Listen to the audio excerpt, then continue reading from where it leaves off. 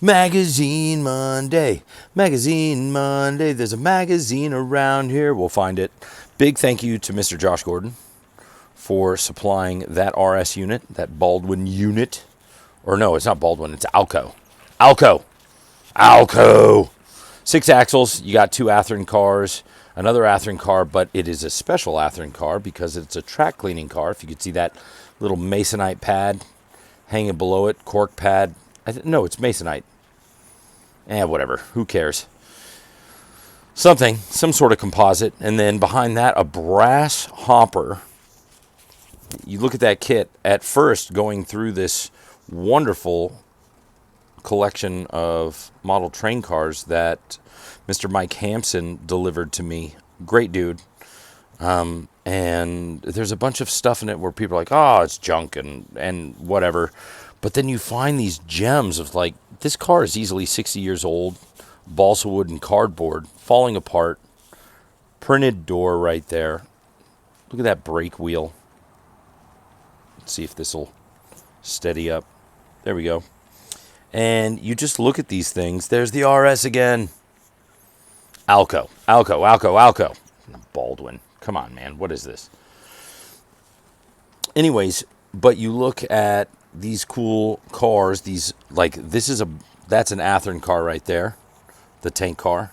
Athearn car. But then the 2 behind it, those are brass cars wrapped in some sort of paper print. And then you have another Athearn reefer, that Canada Dry. Gotta love it. Love Canada Dry. Little product placement. And then these cars right there, those 40 footers, those are brass cars or aluminum cars or something mixed with balsa wood. And then you have a stock car and then 2 more of those aluminum or whatever kits from back in the yesteryear. Those things have got to be 60 years old, still cooking with grease. So you got this nice long train of something or other. Disney mug. Hooters. And then that's cool. But the more I go through this stuff, the more gems of railroad history that I find. And speaking of railroad history, because it's Magazine Monday, we're going to go through a magazine that had a lot to do with my N-scale model railroading inspirations in this wonderful hobby. This is my Timmy D board, as you could see. It says Timmy D on it. That's me, Timmy D. This used to be on the front of my power box when I used to perform at the 3rd Street Promenade in Santa Monica. I used to take my guitar and go down there and perform, and this covered the box that had my mixing board in it, and then the power box that powered the speaker that I'd play out of. So, anyways, we are looking at Model Railroader of December 93 on this Magazine Monday, and look at this 60th anniversary, 60 years of model railroading from Model Railroader, 1934 to 1994. There we go. Hoopity doopity scoopity. But I love this layout. I will never forget this magazine. This isn't the original one I had, because the original one that I had is dog-eared and just beat to crap and probably in the trash in a landfill somewhere. But this, because of my brother's father-in-law, with his magazine collection, I found this. I was like, oh my gosh, I remember this. I remember this magazine like it was yesterday. And so let's get to it. Boom. I love this picture, number one. Let's go through this picture itself. The E-unit on the front of the train, this Amtrak E-unit. Beautiful. This is an N scale. Look at the detail work. The wires themselves that make the handrails for this train station are on point. Fort Plain. It's so boring. It's just so plain. So plain. Just your generic something or other. And it's just so plain. It's just so boring.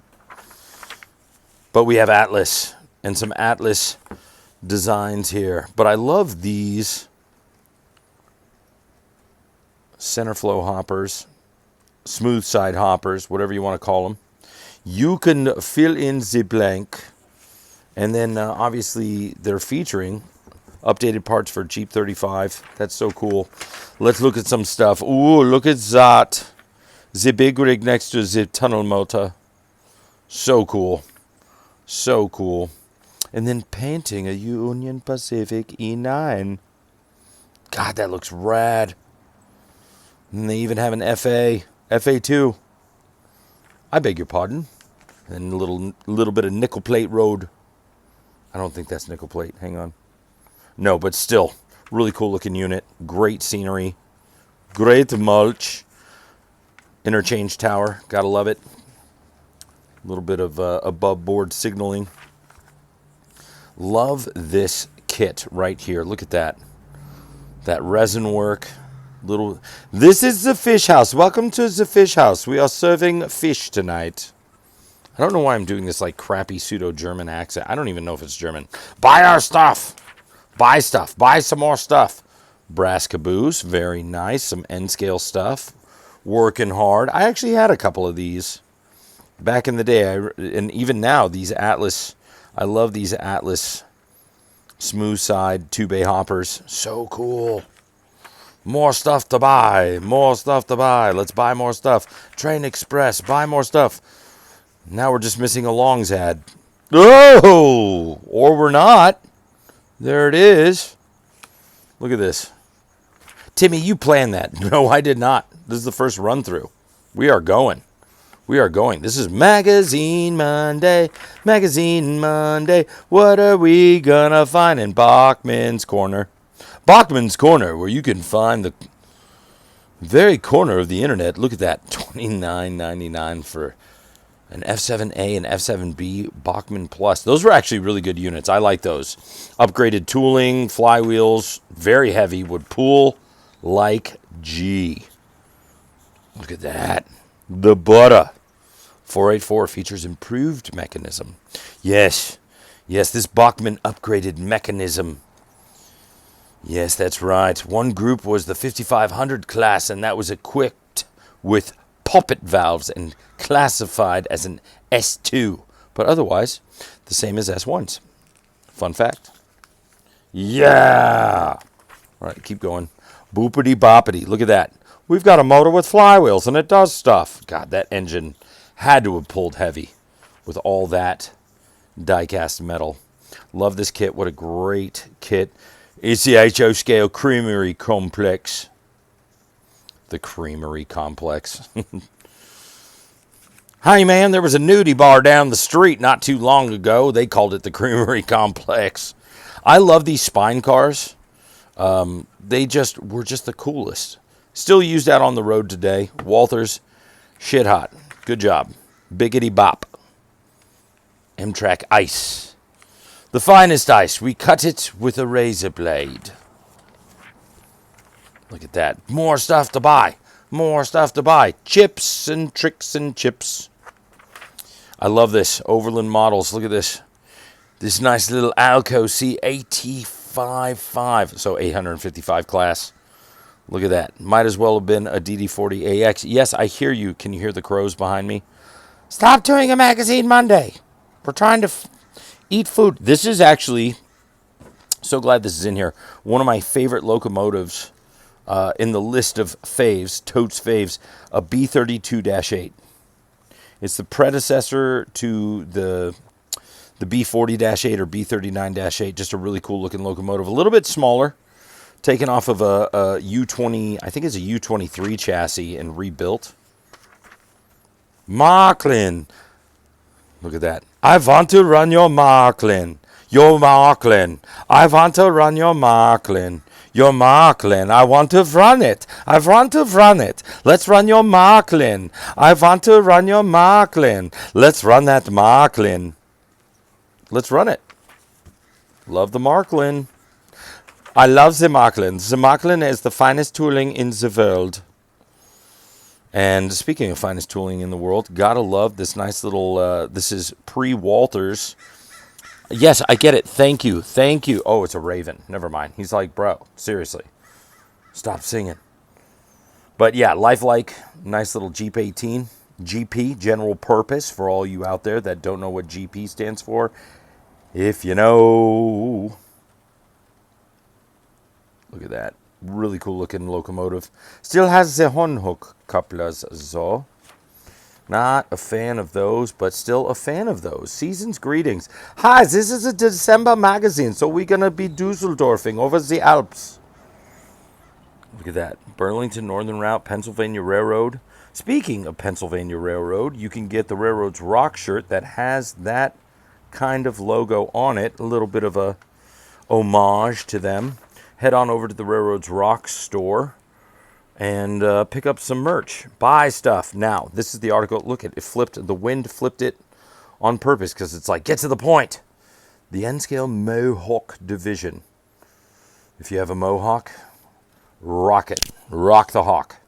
I love this layout. I love all the visuals. I love all the pictures. You see some of this stuff, just the resin work in the river. If you look at the design, it's amazing. Actually inspired an N-scale layout that I did. It was kind of a Murphy bed style layout that folded out of the wall in my apartment.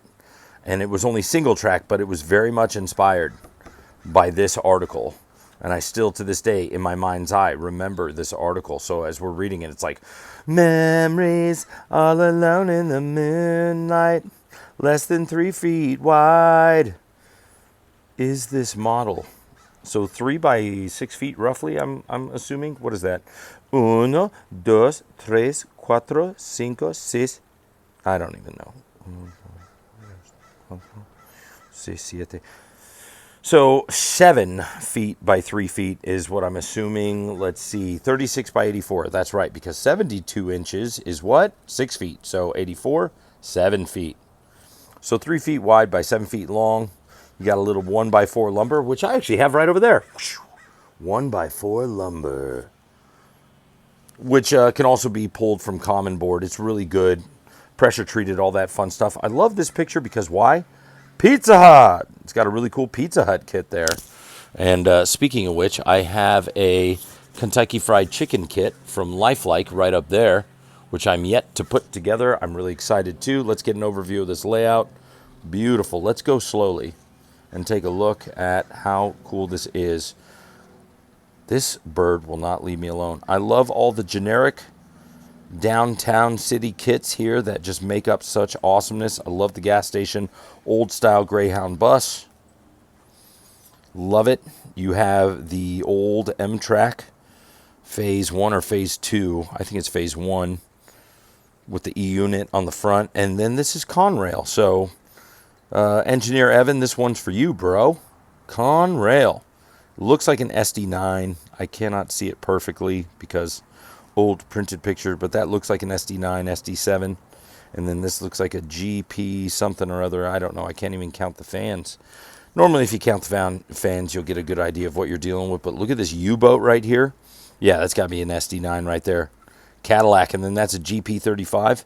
You count the fans, you got the 2 big ones and the little one in the middle. Boom, boom. No dynamic brakes, but you kind of get the gist. So GP35, SD9, or sometimes SD7s, SD7s, SD9s. And then this looks like a U25B, if I'm not mistaken. They have that longer hood. And then, or should I say on the front hood, what people would call the short hood. It was a little bit longer than the other U-boats. And then U for Universal. And the B for the Bloomberg B trucks. Look at those things. Or Blomberg, I don't know how you pronounce it. Really cool. Great looking unit. Love this railgun right here. And then some really cool resin just pushing through. Looks like somewhere in the middle of New Jersey. God, gotta love this. Modeled after the 1970s for sure. What a great picture. Of course, next stop, Canajoharie Station. Am I pronouncing that right? Canajoharie? Canajoharie do what? I don't know. But that's what it is. Yeah. God, love that SD unit. Really cool with the GP behind it. General purpose. I did all these trees, man, and now all I got was this really cool layout. Speaking of trees, we're going to do a little something on trees. We'll do that later. Good old Concours HO scale. What happened to Concours? I want to have a shirt that says that on the Railroads Rock Show merch page. What happened to Concours? Moving a garden railway indoors, yeah, for my library. I have books. I have many leather-bound books, and my apartment smells of mahogany. And I think that's it. Got to kit bash it. Kit bashing in N-Scale Stone Church. Used to have one of those. Kit bashed it. Sold it for more than it was worth. That's for you, Mr. Halpin. Love you, man. And then the model of the month. God, that's beautiful. Let's take a look at this. The tile work on the roof. I'll read this really quick. It says, for modeling this signal tower in HO scale, starting with an inexpensive plastic kit by Atlas, he replaced the stock roof. Okay, he replaced the stock roof with one made from cardboard panels. Wow. Then applied diamond-shaped shingles cut out of thin cardstock with pinking shears. Let's do this in the low voice. Central Valley stairs were used in lieu of those that come with the kit. And then George added the platform made from strip wood stained with a mixture of alcohol and India ink. What kind of alcohol? We talking whiskey? Vodka? Don't use tequila. If you're ever trying to weather something with alcohol, don't use tequila. Anyways, George is the proprietor of this fine scale miniatures, and his HO scale Franklin and South Manchester layout is a favorite with our readers. Michael Tillich took this photo, or it could be Tillich. What a great looking model. I hope you all enjoyed that. That is something else, man. That is model railroading on display. And then we got nice little photos of the month. A little this, a little that. Love the Sioux line. It's a GP38. Why? Because we got B trucks and we count the fans. 2 fans on the back. 2 big fans on the back. You got yourself a GP38, man. At least if you're thinking old school. This looks like a Cajon Pass of something. And then we have some snow being flown and thrown. BL2. Branch line 2. Gotta love it. Bangor and Aroostook. I love the state of Maine boxcars. Totes faves, as the kids say, from back in the day. Oh, yeah, that is. Even says, look at that. Cajon Pass, especially in the 1940s, when men were men and stuff. Anyways, whatever. Look at this. Waterfront layout. The detail is impeccable. Modeling goals. And then you got yourself a nice little... I used to love when they would do these. Just, hey, here's a nice little 4x8 layout that you should do. God, that's so cool. Rad stuff, man. Well, we're coming up on about 18 minutes of goodness here, so we're going to skip to the end. Did they do the along the line? Buy more stuff. Classifieds. Yes, they do. And look at that. A masterpiece on the grand scale. That's my very own home layout right there. Kidding, but that's my club, La Mesa Model Railroad Club. If you're ever fortunate enough to be driving on Route 58 through the Tehachapi Mountains in Southern California, be sure to turn off and go north on Billville Road. Drive a mile just beyond the railroad tracks, and suddenly the land will fall away before you, and the mountains across the valley will be hung in the sky as if they've been painted there by a master backdrop painter. Speaking of which, we do have a master backdrop painter. The view will take your breath away, and just think! Passengers on the Southern Pacific and Santa Fe trains were able to enjoy it for nearly 100 years. For 100 years! Look at that. And also a good locomotive, the SW1. Or NW2, I'm sorry. My bad, because it doesn't have the front porch. Walthers does a really great model of an SW1. But yeah, NW2, so cool by Cato. Still holds up. I've got one of those going around somewhere. Actually, no, once again, Josh Gordon gave me an NW2 model to utilize for the Mahalo Bay layout. But let's take one more look at this and just enjoy this beautiful view. This is actually at the Allard Horseshoe. A couple of F units. I say a couple, that's 4. And a nice little mail train. How do you know it's a mail train? Because of the big balls on it, bro. Get over it. All right, have a wonderful day. Hope you enjoyed Magazine Monday. Magazine Monday. That's the end of Magazine Monday. Pretty cool. Other than that, we'll see you guys soon. Rock and roll.